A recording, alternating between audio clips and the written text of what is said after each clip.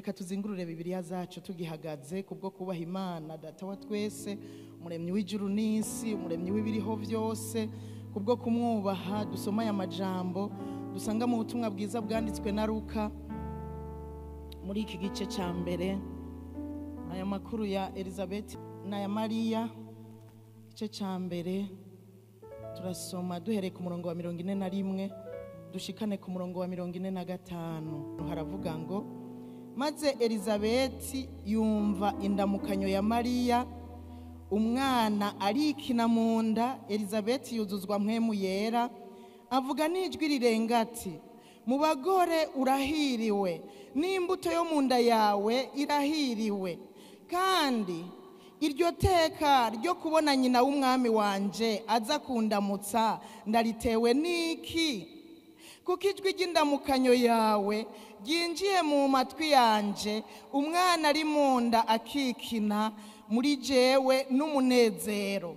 Kandi harahiriwe wewe wizeye, kuko ibyo wabwiwe n'umwami Imana bizoshika. Amen. Imana iri hano, ubwiza bwayo buri hano. Icompa uyu munsi nawe ukumva ijwi ryiwe, icompa ukaba umaze no kumva ijwi ryiwe umwanya tumaze imbere yiwe. Icompa ntuve hano utamwumvise, utamubonye, atakugendeye mu buryo bumwe canke ubundi. Haleluya.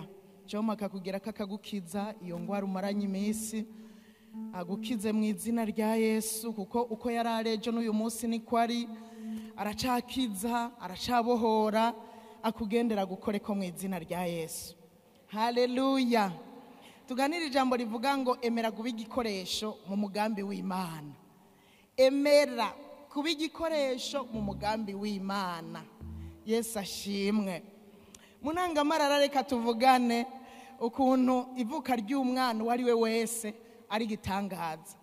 Umwana wari wese avutse ni gitangaza burya, kandi burya umwana avuka mu buryo bw'igitangaza. Tube dushimira Imana bikomeye.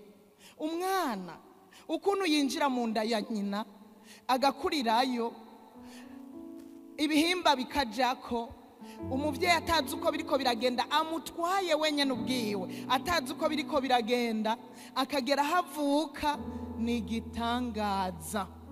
Tuvuge ngo ni gitangaza. Ukabona umuvyeyi yibarutse, uzuvuge ngo igitangaza kirabaye. Ariko nagira ngo duhave tuvugana ku gitangaza cy'igitangaza cyabaye iriya 2000, cyabaye havuka umwana adasanzwe, havuka umwana mu buryo bw'igitangaza nyene yitwa Yesu Kristo, umwana w'Imana nzima, akongera akitwa umwana w'umuntu. Haleluya. Yitwa umwana w'Imana akongera akitwa umwana w'umuntu. Nico gituma ari gitangaza, kuko yaje mu buryo butangaje, yaje mu buryo buteye ubwoba. Intumwa zaragerageje kurondera ukuntu zibivuga ko, baragerageza, ariko ngiye gusoma neza nagiye gusanga Luka niwe yavyinjiyemwo cyane gose, aravyimba, arongera aravyimba, arabivuga ko neza ivy'iyi nkuru y'uyu mwana Yesu Kristo uko yavutse. Rero nagiye gutahura igituma yavyimvye gose, nukubera yarazi bijanye n'ivy'ubuganga, ukuntu abana bamera mu nda, ukuntu bigenda, ukuntu bavuka nyene mu buryo bw'igitangaza. Nico gituma yavyimvye cyane, kubera Luka yari umuganga. Rero nagiye gutahura impamvu ari we yavyimvye gose. Rero ubu Yesu tuvuze ngo tuvugira akarangamuntu kiwe, tuza kubona se. Urazi ko batangura ngo se nyina, itariki yavukiye ko, aho yavukiye, nivyo bagira hanini, nivyo biriko bikomeye. Rero se wa Yesu yari Imana canke yari mpwemu yera, kuko inda yayitewe na mpwemu yera. Hanyuma nyina akitwa Mariya. Mwumva igitangaza cy'uyu muntu yitwa Yesu. nyina akitwa Mariya, acavukira iyo aho yavukiye za Betelehemu, ko ari we duhera ko gutangura ivy'imyaka. Kuva avutse yabaye itariki imwe umwaka y'ukwezi kwa mbere, umwaka wa mbere, twovuga ko ariko karangamuntu kiwe. Rero Luka narakunze ukuntu yabitanguye, kandi inkuru za Yesu burya zari zaravuzwe n'abavugishwa n'Imana, ariko kuva avutse kuva itariki imwe inkuru za Yesu zaciye ziguma zivugwa zidondwa.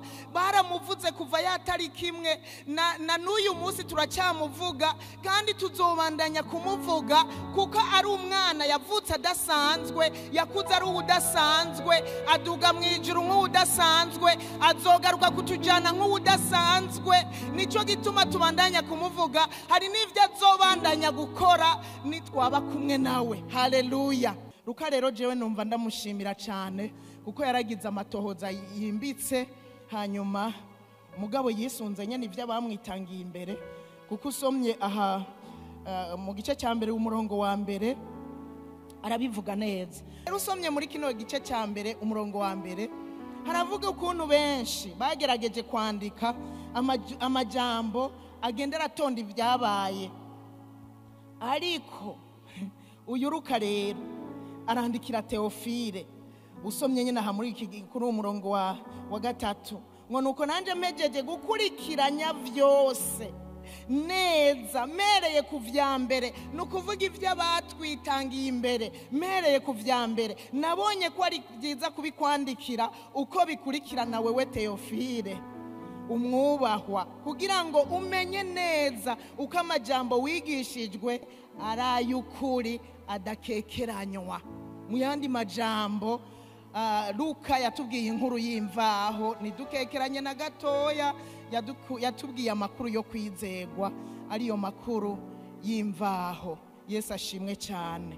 Luka rero yaratubwiye ibijyanye n'ukuntu umumarayika yagendeye Zakariya, aramugendera, aramuganiriza, amusanze ari ku gicaniro, aramuganiriza, amuha amakuru meza. Bari barindiriye, sinibaza yuko bari banayiteze kuko bari bageze mu zabukuru. Aya makuru yabaye surprise, kubera bashobora kuba bari barasenze bagatinda bakareka. Ibi biza kugaragarira ku nyishu Zakariya yishuye. Niho uca ubona neza yuko bari barahevye, yuko badashobora kuvyara. Umumarayika rero aramubwira yuko azosama inda umugore wiwe akavyara umwana nyene, akavyara umwana. Uyu mumarayika niwe yagendeye na Mariya, aramubwira yuko azotegwa inda na Mpwemu Yera akavyara umwana. Yesu ashimwe. Ibi rero Luka yarabitubwiye neza, muraza kubisoma muri kino gice cya mbere, biratomoye kandi n'amakuru aryoshe cyane uri kurayasoma. Hanyuma rero reka twinjire mu ijambo nyezina. Ijambo nyezina rivuga ngo emera kuba igikoresho mu mugambi w'Imana. Imana yamanye imigambi yamanye imigambi kandi izogumana imigambi. Imana yaragitse umugambi, irarema isi n'ijuru n'ibirimwo vyose, ariko imaze kurema isi n'ijuru iza gusanga irakeneye umuntu. Nico gituma ku munsi ugira gatandatu Imana yaremye umuntu. Usomye kuri uyu murongo wa 26 muri iki gice nyene ca mbere gitangura mu gitabo gitangura, Imana iravuga iti tureme umuntu mu ishusho yacu, ase natwe aganze amafi yo mu kiyaga n'ibiguruka mu kirere n'ibitungano n'isi yose n'ivyikwega byose bigenda bikwega inda hasi. Imana ikenera umuntu wo kuganza ivyo yaremye. Nenda kubwire ngo kuva kera Imana igira umugambi yamye ikenera umuntu, kandi na n'uyu munsi mu migambi Imana ifise irakeneye umuntu. Ashobora kuba wewe canke jewe. Yesu ashimwe. Haleluya. Imana irakenera umuntu. No mu gihe isi yari imaze kononekara, naho nyene Imana nyene yarabonye umuntu umwe atononekaye, yazigamwe akazigamirwaho abandi bononekariye, ari we yitwa Nowa. Imana ikiramwikorako. Usomye mu gice cya 6 umurongo wa 13 n'umurongo wa 14, Imana ikijya inama na Nowa. Ushima Imana ikenera umuntu, ikijya Imana na Nowa iramubwira iti, ndamaramaje guherengeteza abari n'umubiri bose. Ibi ni yabibwiye abantu bose. Yahamagaye Nowa. Nowa yari yishimiye, Nowa atari yandavuye. Iramubwira ati, burya Nowa, ndamaramaje guherengeteza abari n'umubiri bose, kuko isi yuzuye umuryano ku bwabo, nuko nzobarandurana n'isi. Aca aramubwira ngo, wewe sha Nowa, wibazira ubwato mu biti byitwa goferu, ubucemwe utwumba, muhamwe mwishashara imbere n'inyuma, n'ibindi. Aramubwira ukuntu azobigenza.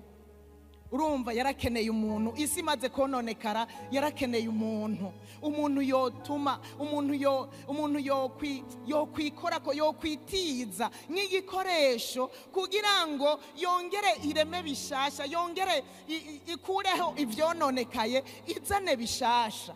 Murumva no muri kino gihe ko yakeneye umuntu, uwo muntu yitwa Nowa. Hanyuma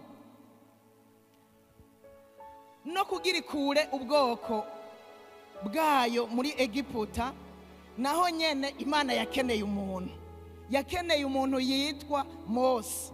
Amereye no kugira ngo mwumve n'uyu munsi yuko Imana igikeneye umuntu, ikoresha umuntu yitwa Mose. Usomye mu gice cya 3 kuvayo mu gice cya 3 umurongo w'7, tugaca dusimba tugasoma n'umurongo w'10, haravuga ngo, uhora haramubarira ati, nukuri abantu banje bari muri Egiputa nabonye amarushwa barimwo, numvise ugutaka kwabo batakishwa n'ababakoresha babahindagiza, kuko nzi imibabaro yabo. Nuko rero aca aramubwira ku murongo w'10, nuko none ngwino ngutume kuri Farawo ukura abantu banje b'Abisirayeli muri Egiputa. Yesu ashimwe. Haleluya. Ikiramwikorako, yikora kuri Mose. Mose yari yibereye iyo kwa Yetiro kwa sebukwe, ariko ariragirira intama ziwe, niho yakikamishwa ngo no kuraba igisaka kiriko kiraka kidatemuka. Irijwi aya majambo yayamubwiye muri ico gihe, yari kararaba ico gisaka kiriko kiraka kidatemuka. Aramubwira ngo, sha Mose, abantu numvise amaborogo y'abantu banje baraganira, barajya inama. Aramubwira ati, hari icyo mugabo ngomba gukora, kandi icyo ngomba gukora nzogikoresha wewe. Haleluya. Ndakwinginze ube disponible kugira ngo Imana igukoreshe. Yesu ashimwe. Imana irakeneye ibikoresho ikoresha kugira ngo ishitse umugambi wayo. Haleluya. Abantu rero barabandanije barononekara, babandanije kononekara.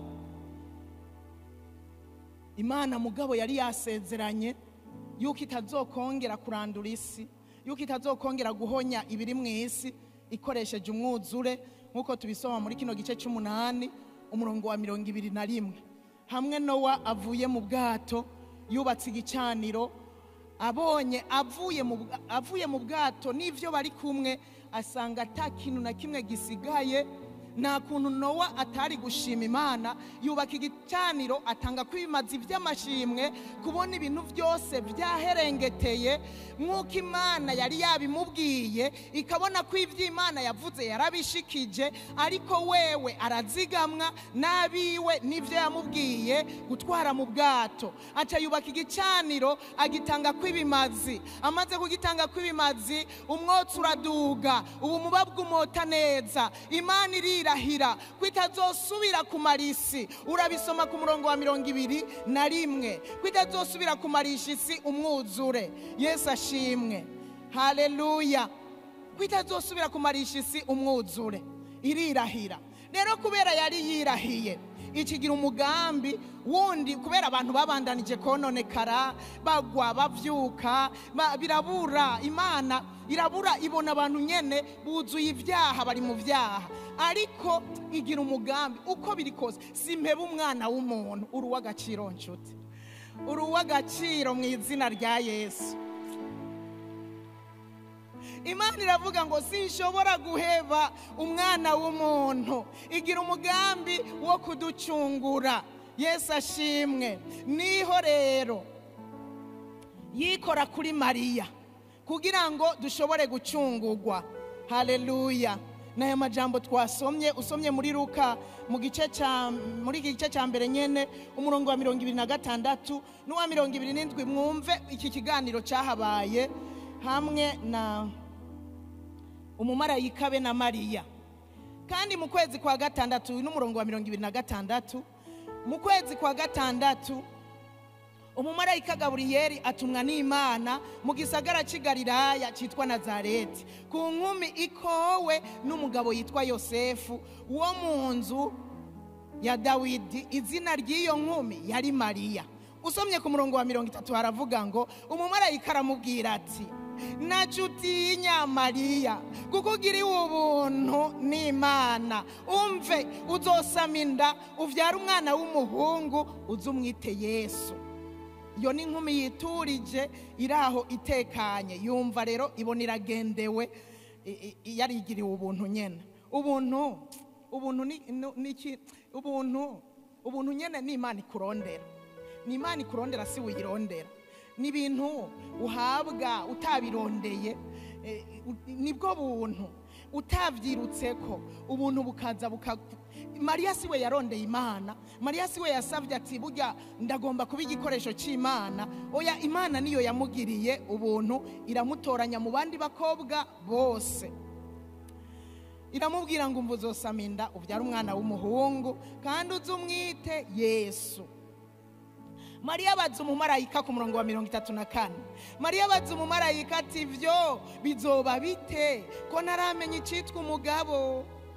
Umumarayika aramwishura ati, "Mwemu yera azokuzako, ubushobozi bw'isumba byose buzogutera igitutu, nico gituma uwera azovuka azokwitwa umwana w'Imana."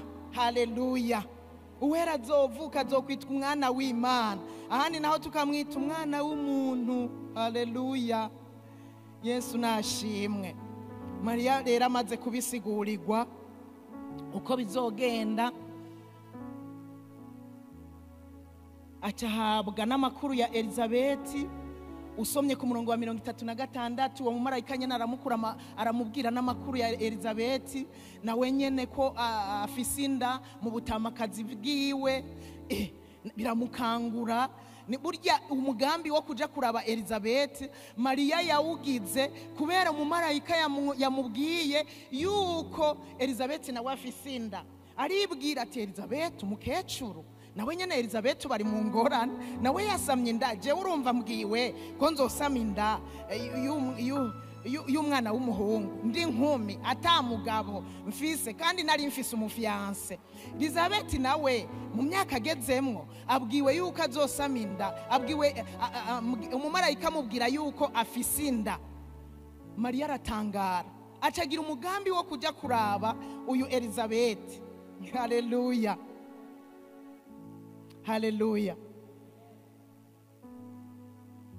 Mariya rero nashimye ukuntu yemeye akaba igikoresho. Usomye ku murongo wa 37, ntiyahaririye. Amaze kubisigurirwa neza, abwirwa n'amakuru yo kwa Mariya, acavuga ngo numumarayika arakibandanya amubwira, aramubwira ngo kuko atajambo rivuye ku Mana libura ububasha. Mariya nawe acarishura ati, "Ehe, ndumusavyi w'Imana, bimbere uko ijambo ryawe rivuzwe." Haleluya. Mariya aremera ati, "He Mwami, ndemeye ubugombe bwawe, icompa ukemera ubugombe bw'Imana, ukemera ko Imana ikugira igikoresho mu mugambi wayo. Burya na n'uyu munsi Imana iragomba uwituma, iragomba uwikoresha, kandi ni wewe. Imana iracyafise imigambi ikora mu isi, iracyafise imigambi ikora nyene mu isi yayo, ariko ikeneye umuntu wewe. Haleluya. Uyemerere. Mariya yaremeye, aravuga ngo ehe, ndi umugurano w'umwami Imana, nibimbere uko uvuze, nibibe uko ugomba. Aremera. Yaranezerewe umumarayika. Nta kintu kibabaje nk'uw'Imana itumye ngo hegire uku nuku ukanka. N'umuntu ari umuntu arababara, nkeswe umumarayika yari kubabara. Yaranezerewe. Mariya yemeye ubugombe bw'Imana. Nkagenda kubwire rero, iyo niwemera kuba igikoresho cy'Imana, iyo wemeye kuba igikoresho cy'Imana, Imana nayo irafise icyo ikora. Ni kureka wenyene, icyo cyoco ni kureka wenyene. Ubwa mbere iraguha umuntu nawe, uretse yoyo kwigendana nawe, iraguha n'umuntu. Mariya rero yahawe Elizabeth, reka mpere mugabo kubahawe abantu, iraguha umuntu. Reka mpere kuri Mose. Mose amaze guhamagarwa kugira kure abisirayeli muri Egiputa, Mose yaratinye, namwe muravyumva, yaratinye nyene gushika havuga ati mwami ndakwinginze rabundi utuma, jewe sinobishobora. Icyambere yaritinyira gusubira kwa Farawo, kandi yavuyeyo yishe umuntu, yaratinya. Ikindi yaratinya akavuga jewe nogenda gute kugigimiza imbere y'umwami, akabona bitoshoboka. Murabisoma mu gice cya 4 umurongo wa 13 gushika ku murongo wa 16, murabisoma. Ariko uyu murongo wa 10, reka dusome umurongo wa 15. Umurongo wa 15 ariko aramubwira ukuntu agiye kumuha umuntu. Amaze kugira ubwoba, amaze gutinya ko adashobora kuvuga, Imana imuha Aroni. Umurongo wa 15 uravuga ngo nawe uzohora umubarira, ushira amajambo mu kanwa kiwe. Uwo ni Aroni. Nanjye nzobana n'akanwa kawe nakiwe, mbigishe ivyo mukora, kandi azokubera umusiguzi wo gusigurira abantu, akubera akanwa, nawe uzomubere nk'Imana. Yesu ashimwe. Mose amaze kugira ubwoba, amaze gutinya, Imana yashaka gusa ngo yemere, ibindi icyo yimenyera uko ibigenza. Imana irabona ko ahaririye, ariko ikiramuha umuntu wo kujyana nawe, wo kumutera intege. Amaze kubona rose Aroni yari imvuzi gusumba Mose. Mose yaragigimira, Aroni yari imvuzi. Burya hari igihe Imana iha umuntu umugabo iravye uko ameze, ikamuha uwundi mugore ameze ukundi. Hari igihe umugabo aba anumye, ikamuha umugore w'imvuzi kugira kumbure bagiye ahantu uwo mugore azavuge, cyangwa umugore anumye ikamuha umugabo w'imvuzi kugira ngo ibyo ari byo byose Imana igomba ko bavuga baze babivuge. Rero Aroni yari imvuzi, ikimuha Mose kugira ngo bajane mu rugendo. Uwundi mugabo Imana yahaye umuntu yari Dawidi. Dawidi nawe nyene Imana yaramuhaye Yonatani. Kuva igihe Yonatani amukundiye, aramukunda mu gihe bariko baraganira na Sawuli, hari ni mu gitabo cya mbere cya Samuel igice cya 18 umurongo wa 10 umurongo wa mbere gushika ku wa 4 harabivuga. Ni mu gihe Dawidi yari karaganira na Sawuli, Yonatani ngo yumva aramukunze cyane, yumva amukunze ngo nkuko yikunda. Ku murongo wa 3 haravuga ngo bukeye Yonatani asezerana isezerano na Dawidi kuko yari amukunze nkuko yikunda. Yonatani yikiza umutamana wiwe yari yambaye, awuha Dawidi, amuha n'ivyo yambara mu ntambara, mbere n'inkota yiwe n'umuheto n'umukanda. Aha rero Dawidi Imana yari imuhaye umuntu, kuko nubwo Imana yari hejeje kumukoresha igitangaza, kandi Imana burya yari imuharugurukije kugira ngo abe ari we azorongora ubwoko bwayo, kuko Sawuli yari yakoze amakosa, yari yakoze ibyo Imana itamubwiye, iramwanka, yumva iramwanse, nikunze ko yongera kuba umwami, iramutoranya, urumva imushyira mu mugambi wayo kugira arongore ubwoko bw'Abisirayeli. Hanyuma iramukoresha cya gitangaza cyo kwica Goliyati, ariko Sawuli ntiyabyishimiye, ariko Imana ikimuha Yonatani. Uwo Yonatani burya yaragiriye akamaro kanini Dawidi, kubera yari umuhungu wa Sawuli, niwe yaza aramwibira akabanga Sawuli agomba kumwica, niwe yaza aramwibira akabanga, niwe yamuremesheje, niwe yamutera intege, niwe yamubwira ati hungira aha ubu ntuze, niwe yereka umwami, akamubwira vyose. Burya gukira kwa Dawidi na Yonatani yaragize uruhara rukomeye cyane. Rero n'umuntu Dawidi yari yahawe kugira ngo amutere intege muri kino gikorwa. Hanyuma reka ndekabo mvuge Yesu.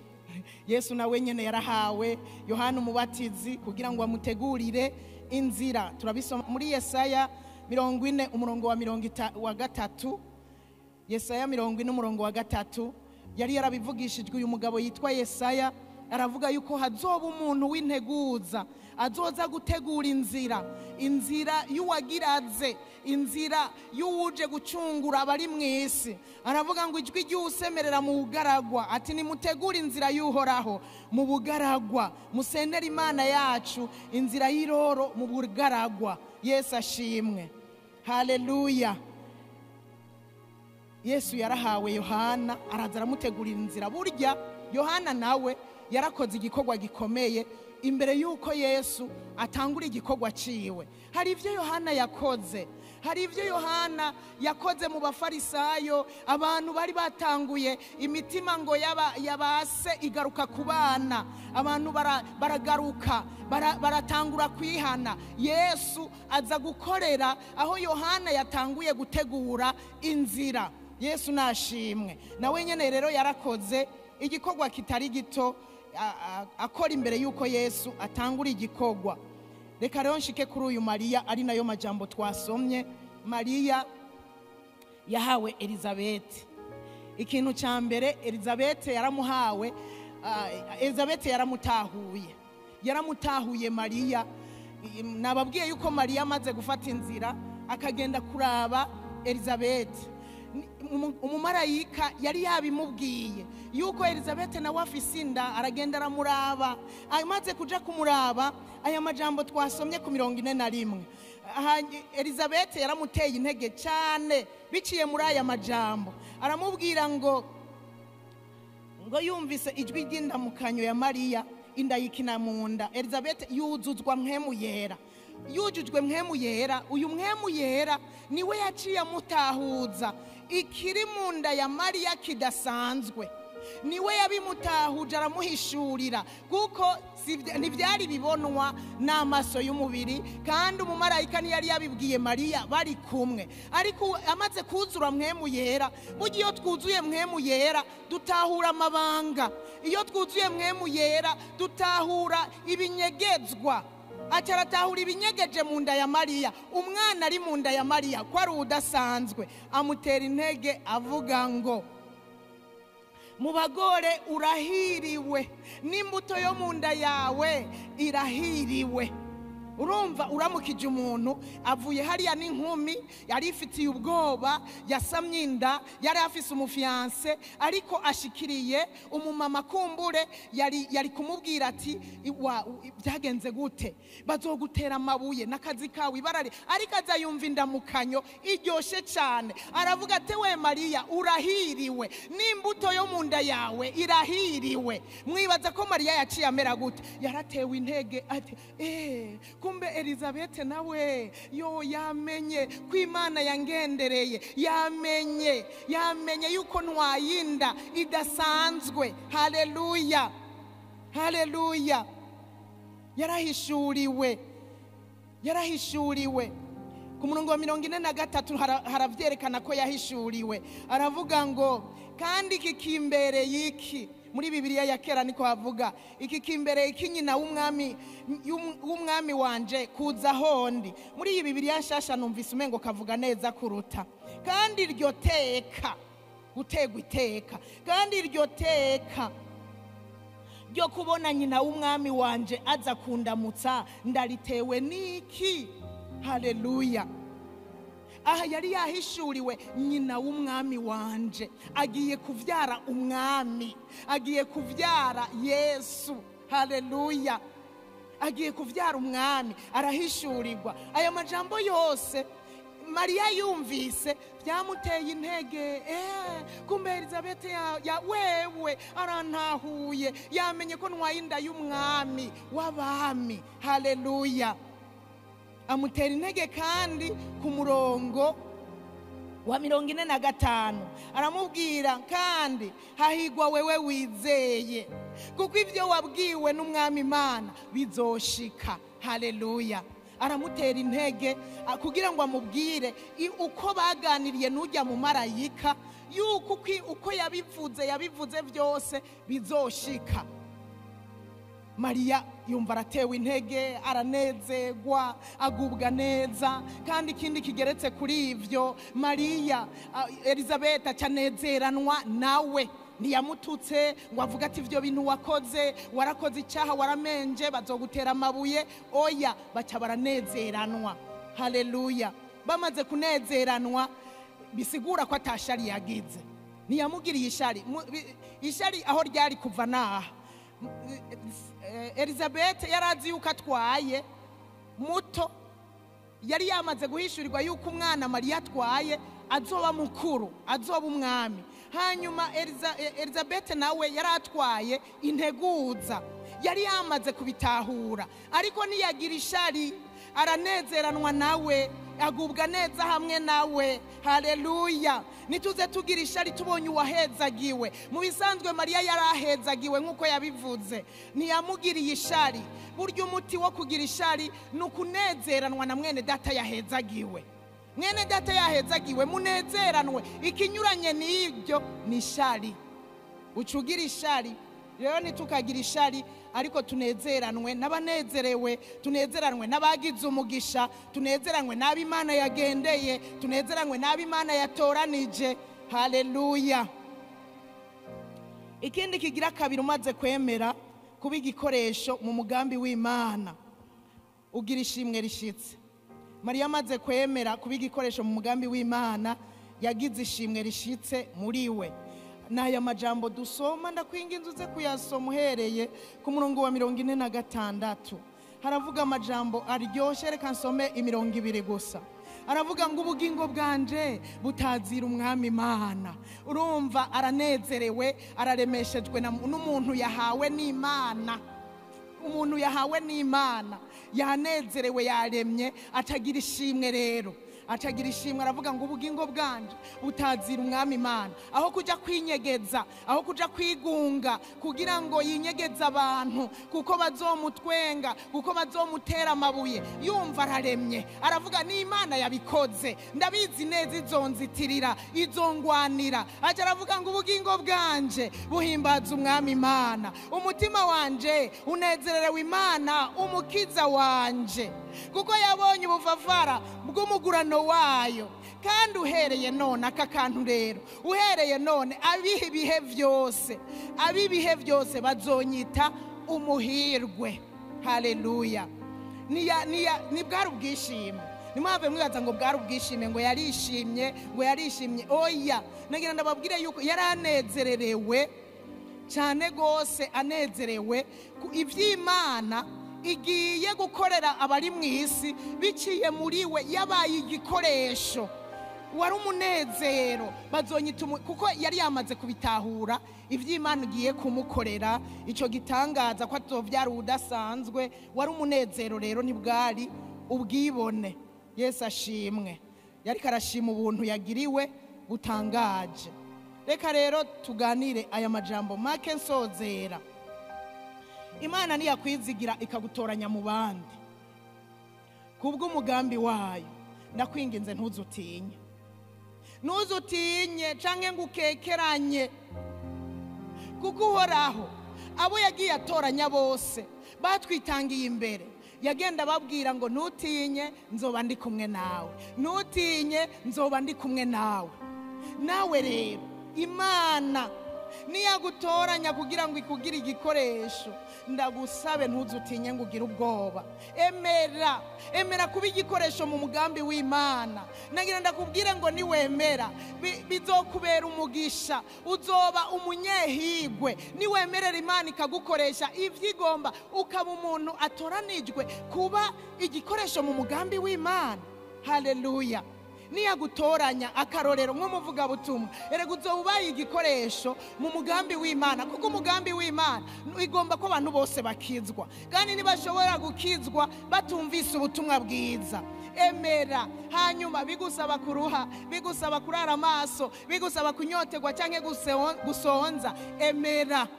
Iconze ni kimwe, Imana izoba iri kumwe nawe. N'ibindi bitandukanye, kuko hari haba Imana ituma no mwibanga ikabatuma ibikorwa kanaka. Niwemere gusa ube igikoresho mu mugambi w'Imana, uzobona ubwiza bw'Imana. Haleluya.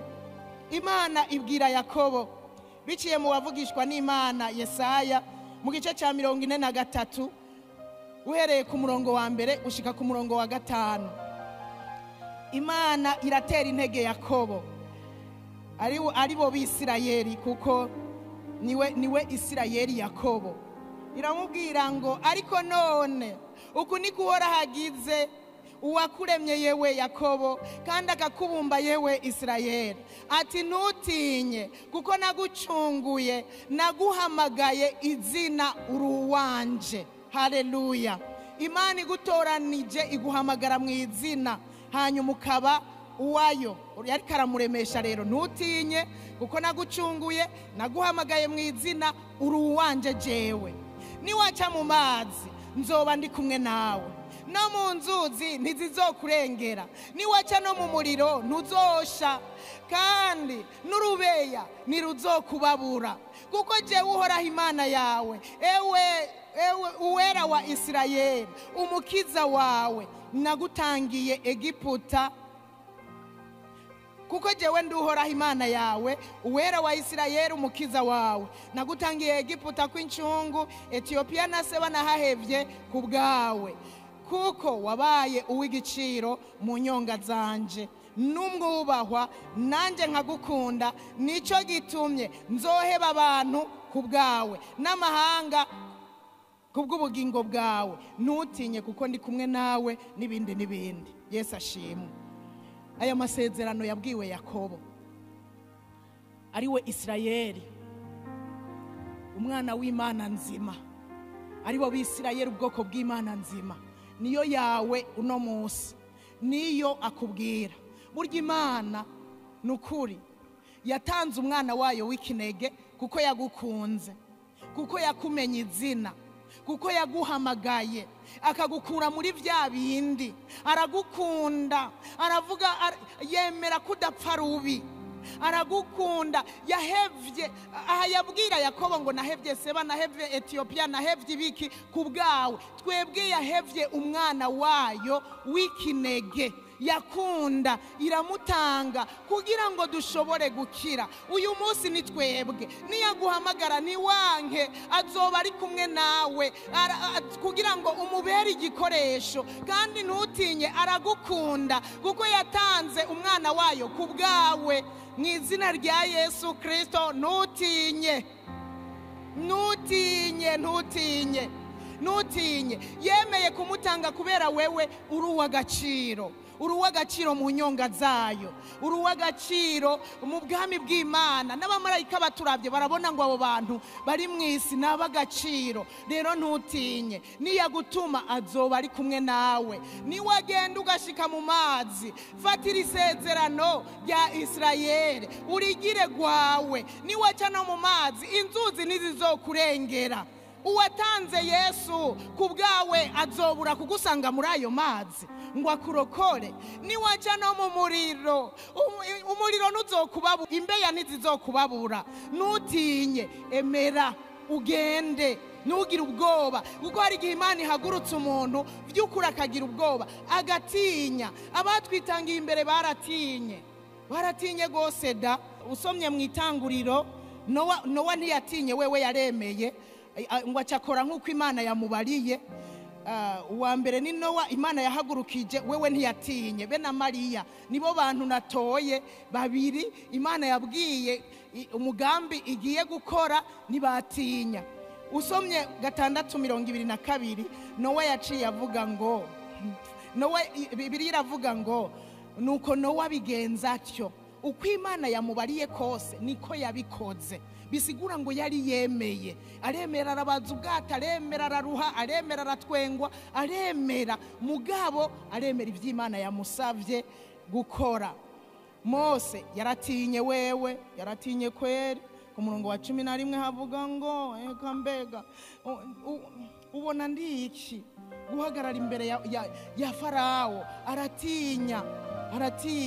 Na Sara yaratinye. Usomye mu Itanguriro 18 umurongo wa 10 gushika ku wa 15, Sara yaratinye, mbere aracaratwenga agatwengo kagahemo, agatwengo nko kwimoka Imana. Ariko ibyo nko kwimoka abamarayika, ibyo bintu ntibishoboka tugeze mu zabukuru. Sara aratwenga agatwengo ko guhemana, nawe nyene mu yandi majambo ntiyari yavyemeye. Na Zakariya ntiyavyemeye, wewe acaragobwa ururimi, mpaka ibibaye ivy'Imana yari yamubwiye bibaye. Zakariya yavuze ngo ibyo nzovyerekwa niki, ko ndi umutama, umugore wanje akaba ageze mu zabukuru, ibyo novyerekwa niki? Nawe nyene ntiyemeye. Ariko nagira ndakubwire ngo wewe uri kuranyumviriza, na nubu Imana iracyakeneye uwituma. Kandi wewe uriho uno munsi, wewe ugihumeka ntizoza kurondera abapfuye ngo ibatume.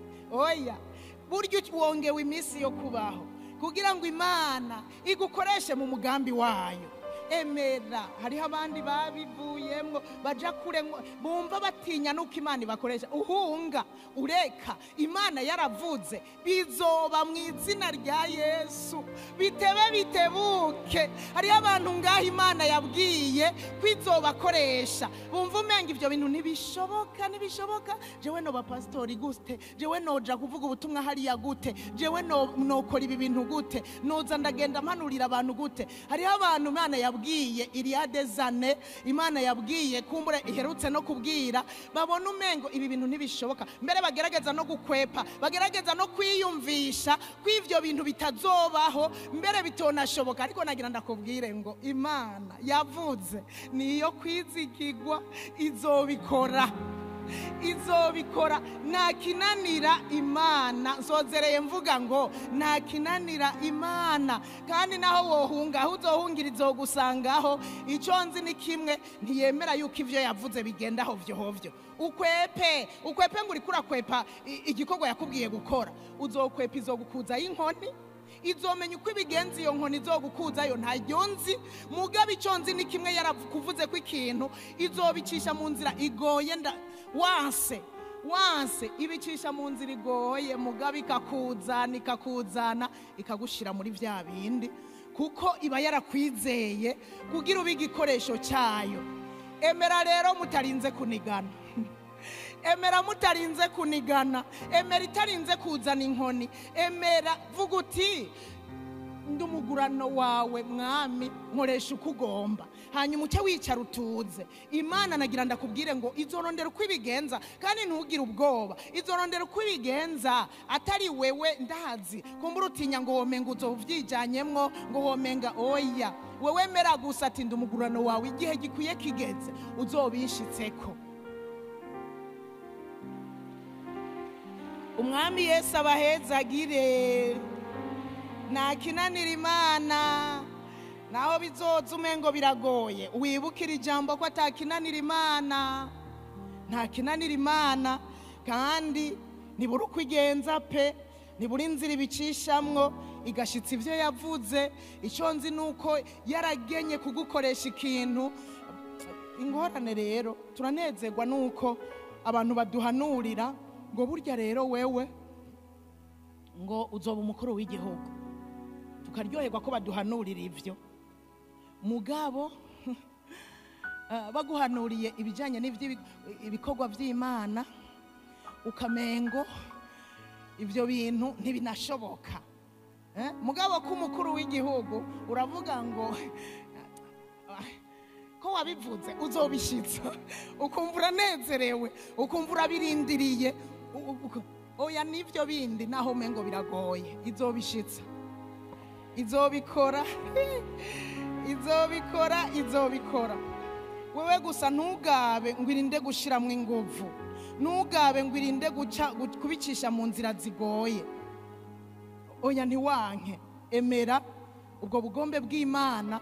Imana izobikora. Igihe na Sara yabwiwe ngo hamwe bimaze gushika ngo igihe yashinze kigeze niho byakoretse, bikoreka igihe Imana yashinze kigeze. Rero ntiwanke, emera, Imana izobiri kumwe nawe. Niwaca mu bigoye izogushigikira, niwaca mu mazi ntuzotwagwa, niwaca mu muriro ntuzosha. Kandi muri uwo muhamagaro, muri uwo mugambi, ibikugora byo ntibizobura, ariko izobiri kumwe nawe. Kandi niho intsinzi yawe izoba ihagaze, niho bazokwita intwari. Niwahurira n'ibibazo muri icyo gikorwa izogukoresha muri uwo mugambi wayo, niwahurirayo n'ibibazo ukagwana ukanesha ukemera ukabicamwo, niho bazokwita intwari. Nawe uba intwari atagwanye, nawe utahukana intsinzi atigeze agwana. Rero emera gusa, Imana izoba kumwe nawe ikuneshereze, kuko atakinanira Imana, mu izina rya Yesu. Ndasabye dusenga Imana. Wowe uri hano ufise icyo Imana yakubwiye,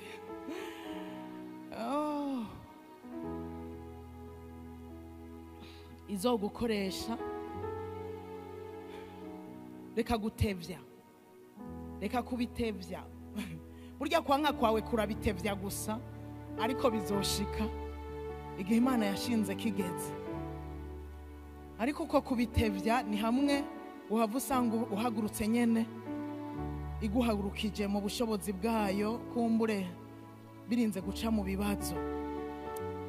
Ndakwinginze nimba uri hano uri ufise icyo Imana yakubwiye izogukoresha, ukaba hari n'igihe uvyibuka ugatinya, uyu munsi usenga uvuge ngo ndi hano, umugurano wawe nungenze uko ushaka. Aba ari ryo sengesho ugira. Ariko reka kanya mpamagare abantu batarakira Yesu nk'umwami n'umukiza, nabo binjire mu bikoresho by'Imana. Burya nimba utarakira Yesu, nagira ndakubwire ngo Imana iragushaka kugira ube igikoresho cyayo mu mugambi wayo. Aha mu Burundi Imana irafise umugambi ku gihugu cy'u Burundi. Uwo mugambi ifise biragutse ni mu madomene atandukanye. Ishobora kuba ari wewe ukaba utarakira Yesu. Rero ingo umwakire kugira ngo uzohinduke igikoresho cy'Imana. Naco uzohomba uretse kuzokwitwa umunyehigwe niwemera kwinjira mu mugambi w'Imana, niwemera kuba igikoresho cy'icubahiro mu mugambi wayo, uzoba umunyehigwe. Abo muvukana bazokwita umunyehigwe, abakubonye bazokwita umunyehigwe. Mbere n'izina ryawe rizokwandikwa, rivugwe. Ingo rero niwaba utarakira Yesu nk'umwami n'umukiza, sinzi ko hari uduze ikiganza tukubone. Uyu munsi wakire Yesu akubera umwami n'umukiza, nawe winjire mu bikoresho by'Imana. Ushobora kuba hari icyo Imana yakuvuze ko hariya nyene mu byo wari urimo, kuko je ndavyibuka nakijijwe mfise iby'Imana yari yaramvuze ko, nkavuga nato zamboregwa z'abakizwa. Je navuze ngo nimboregwa z'abakizwa, kuko wabimbwiye namubwiye nti nimboregwa, kandi nta nzoga nari nabonye yari yanyoye.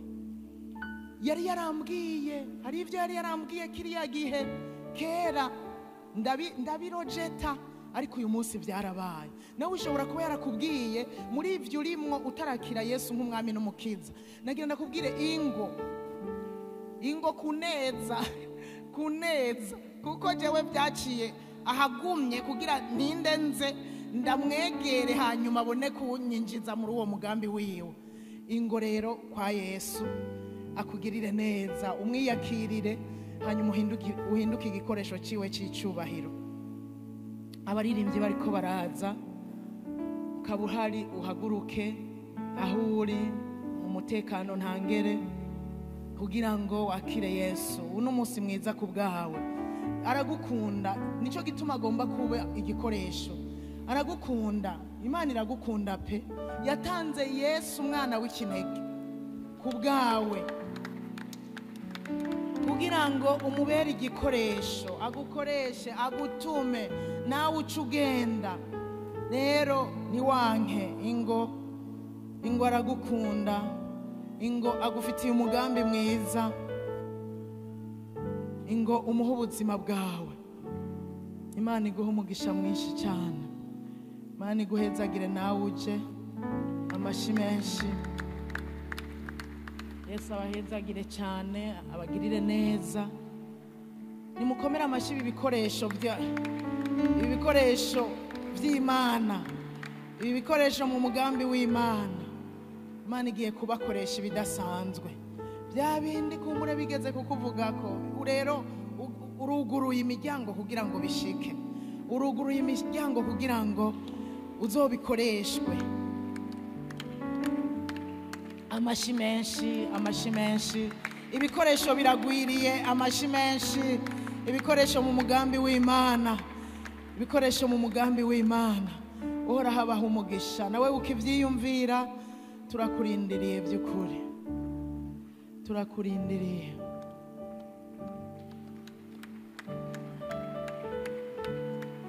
Abo yabwiye yarabishikije, abo yavuze ko azokoresha yarabishikije, na wewe izobishitsa. Ndagomba guhamagara abantu bafise icyo babwiwe n'Imana, muze muje kuri uyu murongo ukurikira kugira ngo dusengane Imana. Ubwo wari ufise, dusenge buhere mu izina rya Yesu. Ntiwitevye kwinjira mu mugambi w'Imana, ntiwitevye kuvuga ngo ndi umugorano wawe Mwami, ntungenze uko ushaka, ntunkoresha ibyo ugomba. Umuntu Imana yabwiye ikintu ko izomukoresha ibi canke biriya, akaba yumva mbere afise n'ubwoba bwo kubibamwo. Kaze cyane dusengane Imana. Mwe muje kwakira Yesu ari ubwa mbere, musubire mwayo majambo hamwe n'abari ku buhinga ngurukana bumenyi, mwoba mwifuza kwakira Yesu nk'umwami n'umukiza. Musubire mwaya majambo muvuge ngo Mwami Yesu, uyu munsi ndumvise ijambo ryawe, ndaryizeye, ndahisemwo kukwakira ngo umbere umwami n'umukiza w'ubugingo bwanje. Mwami Yesu, ndiyemeje kugukurikira kuva uyu munsi. Muvuge cyane, kuva uyu munsi nzokunda ibyo ukunda nanka ibyo wanka. Mwami Yesu, numfata ukuboko undongore muri no rugendo ntanguye, nunyandike mu gitabo cy'ubugingo. Niwaza gutora bakwizeye, nanje nzobe ndimwo.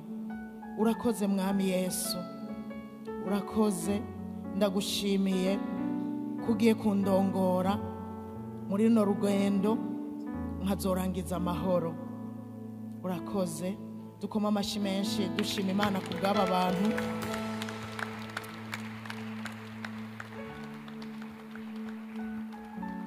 Namwe mwateye intambuko, nca ndabasengera, ariko reka nsengera rimwe n'abateye intambuko. Nawe wateye intambuko kuko ufise icyo Imana yakubwiye. Nagira ndakubwire ngo niwe wahora ufise ubwoba, ndasabye buhere. Aho uhagaze aho uvuga uti ndi umusavyi wawe, nkoresha ibyo ugomba. Imana izokwimenya uko ibigenza, izobigushiza kandi ntuforce, nurondere kwicira inzira. Izoca inzira yonyene, ibyo yakuvuze ko ibigukoreshe, ibyo yakuvuze ko ibishitse. Niyo kwizigirwa, no kubikora izobigukora, kandi no kubikora izobikora. Kandi ntutinye ibibazo wohuriramwo muri ivyo yakuvuze ko. Ntutinye, Imana izoba iri kumwe nawe, Imana izogendana nawe. Imana yajanye na Mose kwa Farawo izojana nawe. Imana yagumanye na Mariya ikagumana nawe, ikamugirira neza ntibamutera amabuye, ariko igaca iguma igendera na Yosefu, ikamubwira, ikabimutahuza. Nawe izogumana nawe, igumane nawe, ibitahuza abantu, ibitahuza abakwiye kubitahura, kugira ngo winjire mu muhamagaro wawe, winjire muri uwo mugambi Imana ishaka kugukoreshamo. Reka rero sengera abantu bakiriye Yesu, ariko namwe duca dusengana.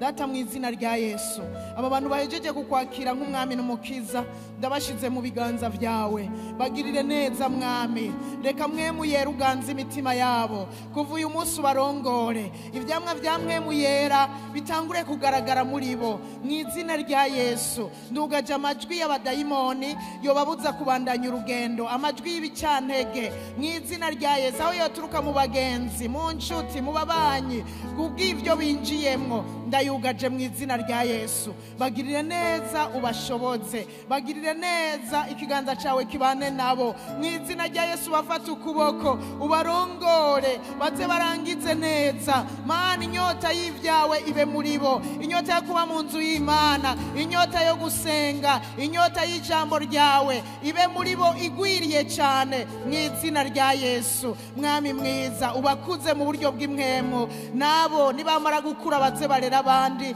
bavyara abandi, babarere. Uzobukoze cyane, ndagushimiye kuvyumvise, kandi turasabiye kuzorangiza neza mu izina rya Yesu Kristo, amen. Sanze mani rimuru ane wacu, otsubanya yo.